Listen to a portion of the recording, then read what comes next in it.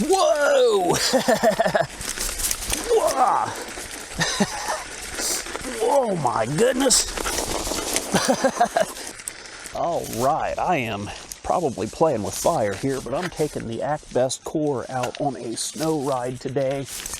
I went for a ride on the Actbest Ranger a few weeks ago and did okay, but it did get a little bit squirrely here and there when I got on some slick spots, and this bike is not near as, and this bike doesn't have near as wide of tires as that bike does. So I want to see how it is up on the trail up here. I guess I could turn my pedal assist on.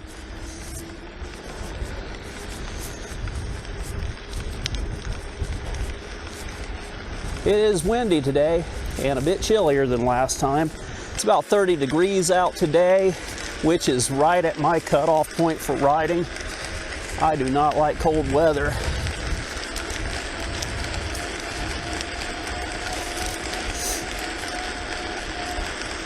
And now I'm going to slow it down a little bit when I get on this slush up here. Kind of play it by ear. Like I said, this bike is not as fat as the other bike I brought out, and I'm noticing a challenge already. This is frozen slush that I'm on right here, so should be interesting. And my camera, there we go, looks like it was crooked.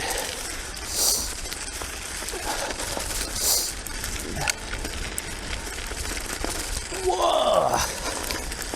I'm riding along in pedal assist level 2, and this snow that I'm on here is not soft. It's, whoa! I almost lost it there. Yeah, it is very slick on this stuff, and this bike doesn't have the fat tire capability that the other bike I had. I kind of expected this. I'm going to go down a bit in pedal assist, but yeah, this looks like soft snow. It is actually compacted. It's a compacted layer of ice on top of the snow. I think the Ranger would be all right in this stuff.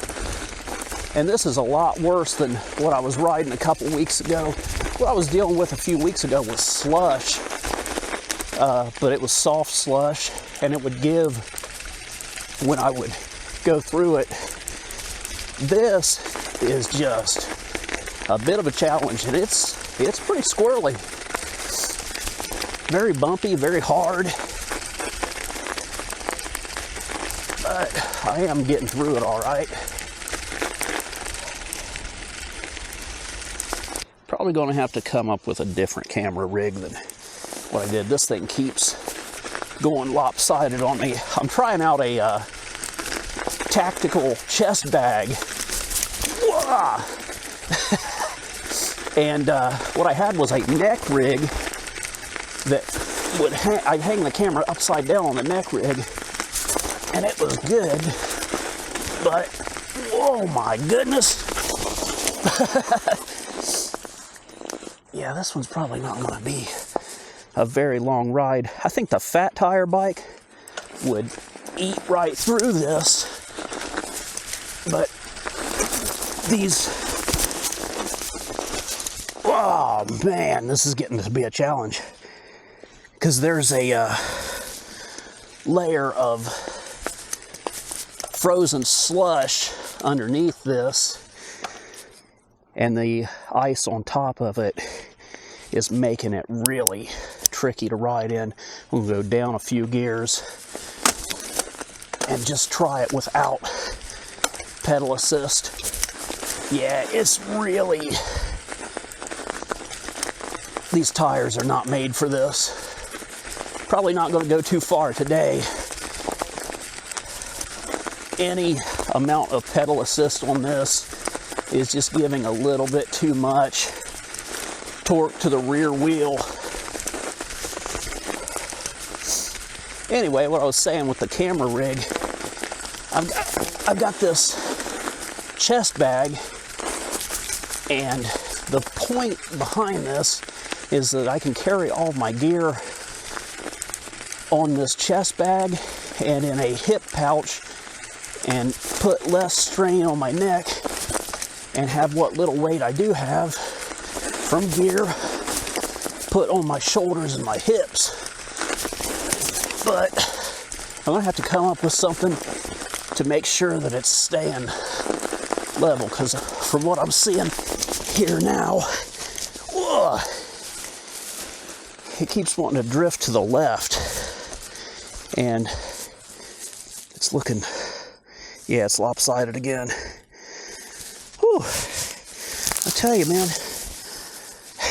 it don't look like much, but this is actually a hell of a workout going through this stuff. Ooh, yeah, this is definitely not the bike for this. I like this bike. I like this bike a lot. I gave it glowing reviews. It's not anything special, but what it is a great value for the price, but it's definitely not made for this. You can get this bike for like, you know, $400 to $500 total. That's shipping included. And for what you pay for this bike, you get a hell of a good deal on this bike. It's a fantastic summertime light duty trail bike. And what I like about it is that it has a 13 or 13 and a half amp hour battery. And for the price, that's the biggest amp hour battery that you can get on a bike like this. It's a 36 volt system as well. So not a powerhouse. It'll get up to 22 miles per hour. We're not going to see that today. But yeah, it'll get up to 22 miles per hour. And I ran the bike in pedal assist level 3 at 15 miles per hour on a long range ride, and got 28 miles for the whole trip before I had to take it back and recharge it. Now, I cut it close there when I did that one, and I didn't run it completely out, which you're not supposed to with an e-bike. But when I hit 28 miles per hour, I had 1 bar out of 6 left, so that'd be about 15% life. So I could have got probably another 2 or 3 miles out of it, but I didn't want to chance it. So I'm going to call this one today, in this weather, a fail. I would like to try this with a fat tire bike, and I will have that chance soon. I got a couple bikes coming to test out, but these tires are absolutely just not made for this terrain. So the last time I did one of these snow rides, I was dealing with slush and not snow. And as you can see, we got quite a bit of snow since then. And I made the mistake of not putting fenders on that bike, and I was very, very soaked by the time I was done. So I put some fenders on this one. Now this is a fender for a 4-inch fat tire bike, and I was expecting it to be a lot more slushy today, so I wanted that extra protection to keep me from getting wet. So I modified that to fit on here, and I just put it right into the rack. The rack doesn't come with this bike. That's something I added onto it. This is a, you know, $20 Walmart or Amazon cheapie, and it gets the job done. What I did was I put a couple holes through the fender and mounted them directly to this rack here. There are a couple Allen bolts that go up through the bottom and hold that on. I think it worked out pretty good. You can get these fenders really cheap. This bike came with fenders. They're like this. These are for the standard 26-inch wheel like what this has, but I figured the 4-inch would do a lot better for protecting me from getting slushed on. This is not the stock seat. I changed out the stock seat, and I changed out these grips for a little bit more comfortable grip. These have a little bit more cushion to them, and I added a mirror. But other than that, this is my leave it on the porch and hop on, go down to the dollar store for short rides bike. I don't really take it on any really long trail rides. I like to ride like 40 miles when I go on a ride, and with this thing having a top range of like 28 miles, I really don't take it on long range rides. But I'm happy with it. It's a fun bike. It's a great price bike, and I got no complaints with it. But I wanted to see how it would do in the snow today, and I think this was a mistake. I've come 1 mile, and it's been really squirrely the entire ride, so I'm going to go for a little bit longer, but then probably going to turn around and go back. I might do another mile down the road, see how it goes. Like I said, I'm not relying on any kind of pedal assist, and going through this stuff, I'm really getting my exercise in today. I need it though. Whoa. Yeah, these snow rides don't really garner a lot of interest, and that's okay. I kind of just do these for me. But again, wanted to get out of the house because I've been going stir crazy this winter. We got a hill coming up. It's going to be interesting going uphill in this frozen slush with the layer of snow on top of it, and see how that works out. Like I said, I've not been riding this bike in pedal assist because it's too much. Whoa! It's way too slick to be giving it too much torque, and I'm gonna go up a gear, I think, or two. Whoa, lordy!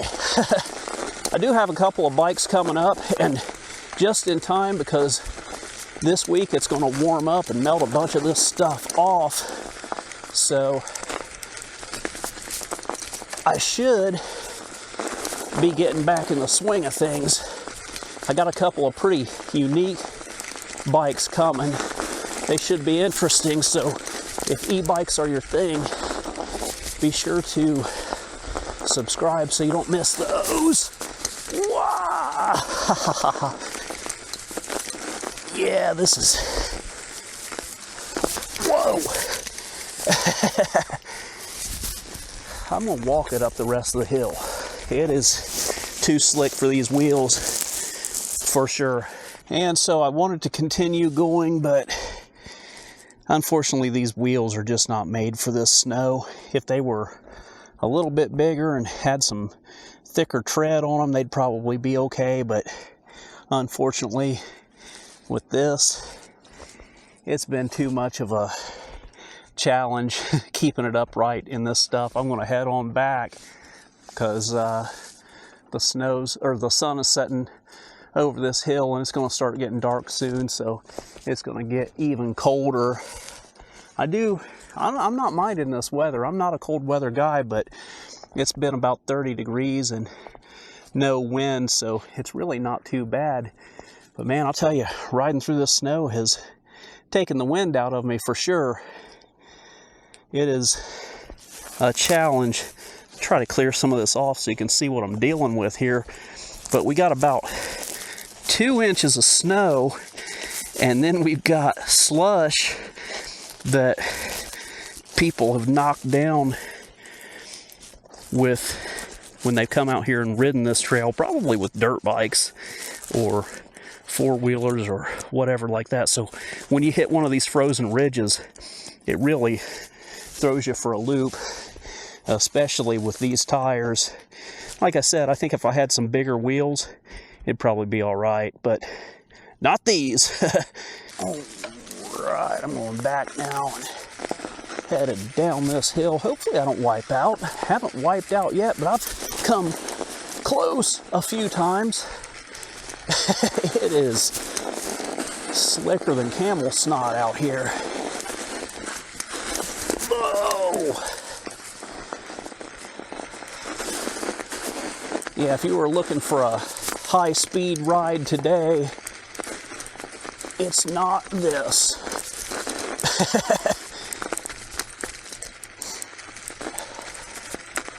And unfortunately, I couldn't go any further. It's just not in me.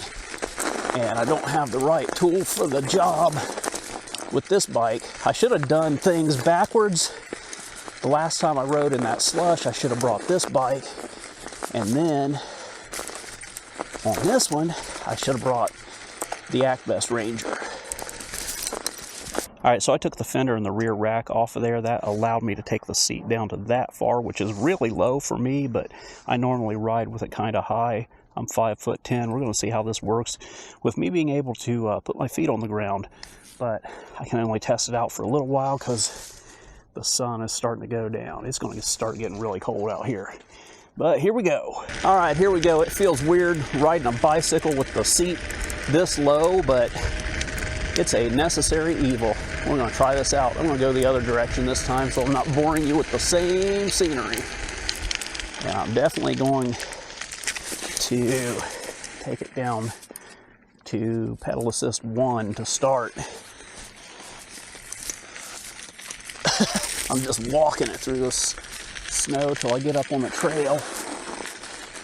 But here we go. It's definitely fishtailing, but I've got control with my feet now. I'm not pedaling at all. I'm just kind of, yeah, and when I feel it give, I can control where it's going to go with my feet. Wow!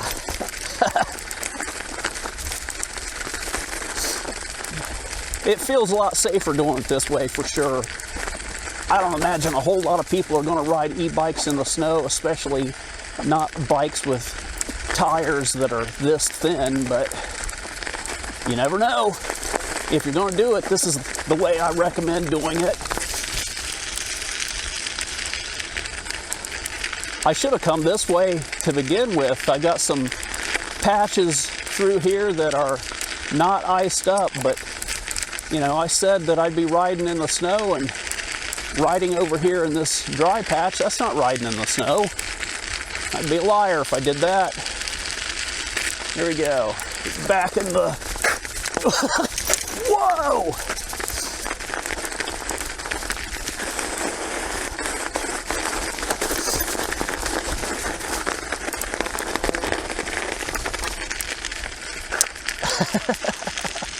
So it has taken me this long to go 2 miles, and the sun's going down. It's time to wrap up here, but I think I'm starting to get the hang of it. Now, definitely a 4-inch fat tire bike is going to be a lot better on this kind of stuff than this thing, but you know, if you are stuck riding in anything like this, I would definitely recommend that you put the seat down as far as you can and ride with your feet like training wheels. Anyway, I'm wrapping this one up. I'm going to go home and check out my new camera rig and see what kind of things need to be made for improvements to that. Thanks for coming along with me on this ride. That is it for now, and I'll see you next time. I'll tell you what, riding over that compacted slush, as bumpy as it is, oh, it's rough on the old butt. It feels about the same as riding over like tree roots on a mountain bike trail.